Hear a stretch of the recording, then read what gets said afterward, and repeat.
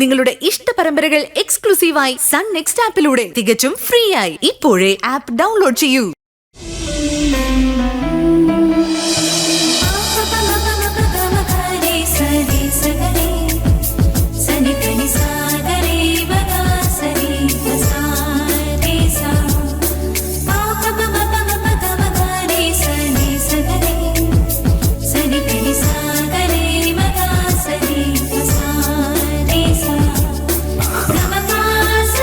എങ്ങനെയുണ്ട്?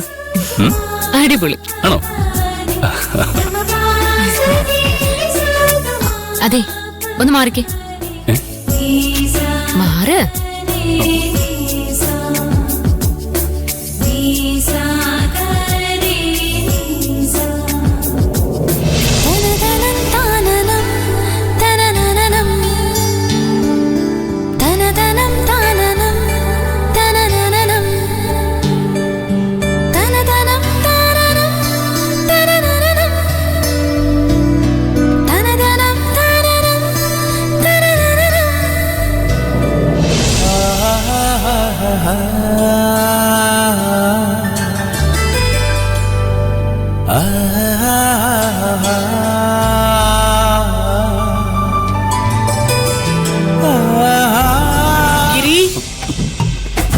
എന്തോ?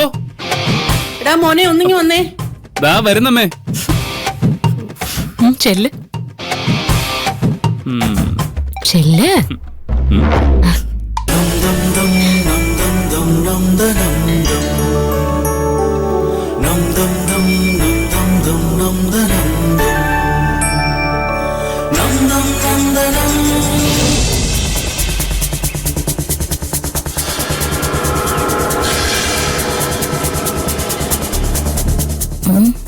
ഇവളെന്ത് ഇവിടെ നിൽക്കുന്നേ?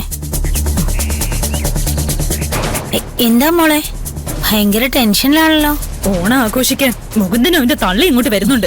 അവര് വന്നിട്ട് പോട്ടെ, അതിനിപ്പോ എന്താ? അവര് വന്ന ആകെ പ്രശ്നമാ. ഞാനും മുകുന്ദനും തമ്മിലുള്ള കഥയൊക്കെ ആ സാധനത്തിന് അറിയാം.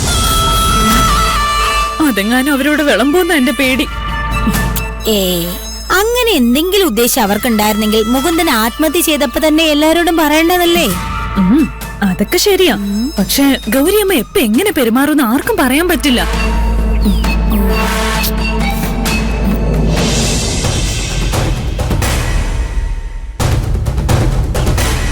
അങ്ങോട്ട് നോക്കി.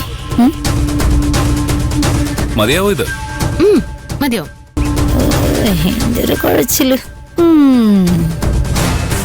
ഞാൻ പിടിക്കാം. ഈ വയ്യാത്ത കൈ കൊണ്ടോ? ഇതെടുക്കാൻ എന്റെ ഈ ഇടത് കൈ തന്നെ ധാരാളം. തൽക്കാലം ഞാൻ പിടിച്ചോളാം. വാ. രാവിലെ മുതലേ മഞ്ജു ഭയങ്കര സന്തോഷത്തിലാ. അത് പിന്നെ ആകാതിരിക്കൂ. ഗൗരിയമ്മ വരുമ്പോ അവൾക്കിവിടെ എന്തു ആവാലോ. അമ്മ പോലും അവരെ എതിർത്തൊന്നും പറയില്ല. അപ്പൊ ഈ അവസരം അവള് നന്നായിട്ട് മുതലെടുക്കും. അങ്ങനെ ഒന്നും സംഭവിക്കാൻ പോകുന്നില്ല.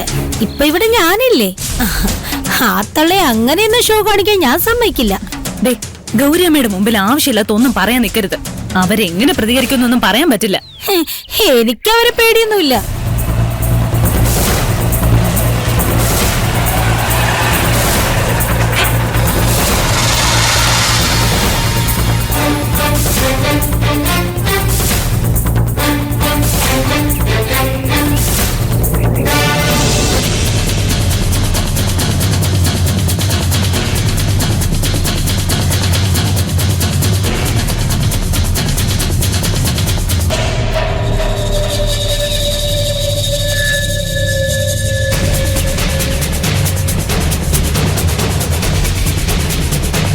ആരാ ഈ ലക്ഷണം കെട്ട സാധനത്തെ വീടിന്റെ ഉമ്മറത്തുണ്ടെന്ന് വെച്ച്?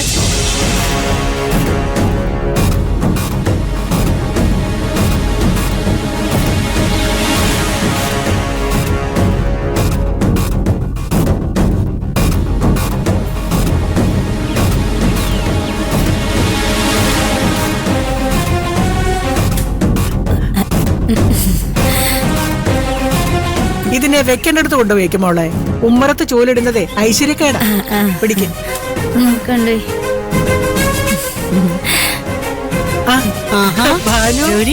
ഭാനു, കുറച്ചു കാലം ആയല്ലോ നിന്നെ നേരെ കണ്ടിട്ട്. ഇപ്പൊ നിന്നെ കാണണമെങ്കിലേ സീരിയൽ വെക്കണമെന്നുള്ള അവസ്ഥയാണ്. അയ്യോ അതിന് കണ്ണടച്ച് തുറക്കണതിന് മുമ്പേ ഗൗരിയമ്മയുടെ റോളങ്ങ് തീരും. നിനക്ക് എന്നെ കാണണമെന്നുണ്ടെങ്കിൽ അങ്ങോട്ട് വരാലോ. നിന്നെയും കൊള്ളാം. നിനക്ക് ഞാൻ ഇങ്ങോട്ട് വന്ന് കാണണമെന്നുള്ള വാശിയല്ലേ? അതൊന്നും അല്ല ഗൗരി, വയ്യാഞ്ഞിട്ടാ. നിനക്കല്ലേ വയ്യാത്ത, ഒന്ന് പോടി. അയ്യോ, മോളുടെ വീട്ടിലെ ആദ്യത്തെ ഓണമല്ലേ, നമുക്ക് അടിച്ചു പൊളിക്കാം. നീ അകത്തേക്ക് വാ. ആ, ആ. വാ. വാ.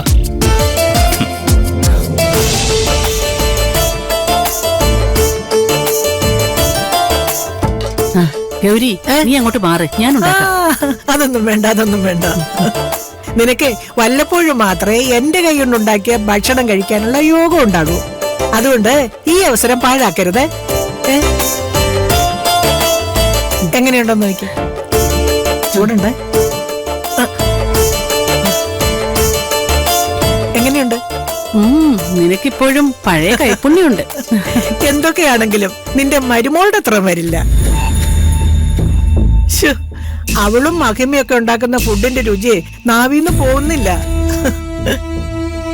എന്താ പാനു, നിനക്ക് മഞ്ജുവിനെ കുറിച്ച് സംസാരിക്കുമ്പോ എത്ര വിഷമം? നീ എന്താ ഗൗരി ഒന്നും അറിയാത്തതുപോലെ സംസാരിക്കുന്നേ? അവളൊരു പോലീസുകാരിയല്ലേ, എന്റെ ശങ്കരേട്ടനെ കൊന്ന വർഗം. അവളെ ഞാൻ എന്റെ മരുമകളായിട്ട് എങ്ങനെ അംഗീകരിക്കാനാ? ഭാനു, വർഷങ്ങൾക്ക് മുമ്പ് നടന്ന ഒരു കാര്യം മനസ്സിലിട്ട് ഈ കുട്ടികളുടെ ഭാവി വെച്ച് കളിക്കുന്നത് ശരിയാണോ? ശങ്കരേട്ടൻ മരിച്ചതിന് ശേഷം ഞാനും എന്റെ കുടുംബവും കടന്നു പോയത് ഏതൊക്കെ അവസ്ഥകളിലൂടെയാണെന്ന് നിനക്ക് പറഞ്ഞു മനസ്സിലാക്കി തരാൻ എനിക്ക് പറ്റില്ല. പക്ഷെ അന്ന് ഞങ്ങളുടെ മനസ്സിനേറ്റ മുറിവുകൾ ഇന്നും ഉള്ളിൽ കിടന്ന് നീറുന്നുണ്ട്. ഞങ്ങൾക്ക് ശങ്കരേട്ടന്റെ മരണം പണ്ട് നടന്ന ഒരു കാര്യമല്ല ഗൗരി, ഇന്ന് ഞങ്ങളുടെ ജീവിതത്തെ ബാധിക്കുന്ന ഒരു വിഷയമാണ്. ഒരു പെണ്ണ് വീട്ടിലേക്ക് വന്ന് കയറിയപ്പോ ഗിരിക്ക് എങ്ങനെയാണ് എല്ലാം മറക്കാൻ കഴിഞ്ഞതെന്ന് എനിക്ക് മനസ്സിലാവുന്നില്ല. ഗിരിക്ക് അവന്റെ അച്ഛനോട് സ്നേഹമില്ലെന്ന് നിനക്ക് തോന്നുന്നുണ്ടോ? അവന്റെ അച്ഛൻ മരിച്ചതിനുള്ള ദേഷ്യം മഞ്ജുവിനോട് കാണിച്ചിട്ട് ഒരു കാര്യമില്ലെന്ന് അവന് മനസ്സിലായി. അതുകൊണ്ടാ അവൻ മഞ്ജുവിനെ അംഗീകരിക്കാൻ ശ്രമിക്കുന്നത്. അവൻ ഇഷ്ടമുള്ളത് എന്താന്ന് വെച്ചാ ചെയ്യട്ടെ, ഞാനൊന്നിനും ഒരു തടസ്സമായിട്ട് നിൽക്കില്ല. അങ്ങനെ പറയല്ലേ ഭാനു. ഗിരിക്ക് ഈ ലോകത്ത് ഏറ്റവും വലുത് നീ തന്നെയാ. പക്ഷെ അവനോട് അമ്മയ്ക്കും ഭാര്യയ്ക്കും ഇടയിൽ ഒരാളെ തെരഞ്ഞെടുക്കണമെന്ന് ആവശ്യപ്പെടുന്നത് തെറ്റാണ്. അറിഞ്ഞുകൊണ്ട് ഭാനു അങ്ങനെ ചെയ്യരുത്. ആ രണ്ട് കൂട്ടുകാരികളും വന്നപ്പോ മുതൽ അടുക്കള തന്നെ ആണല്ലോ. എന്താ ഭയങ്കര സംസാരം? ഓയ്യോ, ഞാൻ വന്ന കാര്യം പറയാൻ മറന്നു. ആ ഭാനുമേ സ്വപ്ന വിളിക്കുന്നു. എന്തിനാ? ആ അതൊന്നും എനിക്കറിയില്ല. ഞാൻ ഇപ്പൊ വരാം ഗൗരി. ശരി.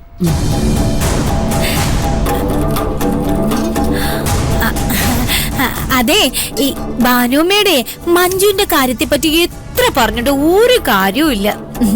അവരുടെ മനസ്സേ മാറില്ല. അല്ല, ഗൗരിയമ്മയുടെ ഇത്രയും നല്ല കൂട്ടുകാരിയായ സ്ഥിതിക്ക് ഒന്ന് ശ്രമിച്ചു നോക്കുന്നതിൽ തെറ്റൊന്നുമില്ല. പക്ഷേ ഒരു ഗുണം ഉണ്ടാവില്ല, ഉറപ്പാ. ഞങ്ങള് മഞ്ജുവിന്റെ കാര്യം സംസാരിച്ചെന്ന് നിനക്കെങ്ങനെ മനസ്സിലായി? ഞങ്ങള് സംസാരിക്കുന്ന വിളിച്ചു നിന്ന് കേട്ടോ? അയ്യേ, ഞാൻ അങ്ങനെ ചെയ്യോ? മോൾക്ക് ഈ വീടിനെ വീട്ടുകാരെ കുറിച്ചൊക്കെ നല്ല ധാരണയാണല്ലേ? പിന്നെ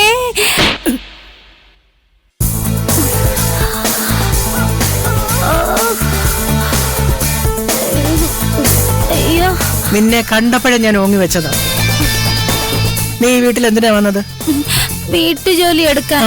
വീട്ടു ജോലിക്കാരി ആ പണിയെടുത്താ മതി, അല്ലാതെ വീട്ടുകാര്യത്തിൽ കയറി ഇടപെടാൻ നിൽക്കരുത്. ഇല്ല, അങ്ങനെ എങ്ങനെ നീ ഇടപെട്ടെന്ന് ഞാൻ അറിഞ്ഞ. വയ്ക്കോ. ഇവര് വാക്കകത്ത് ചെന്ന് ചാടണ്ടായിരുന്നു.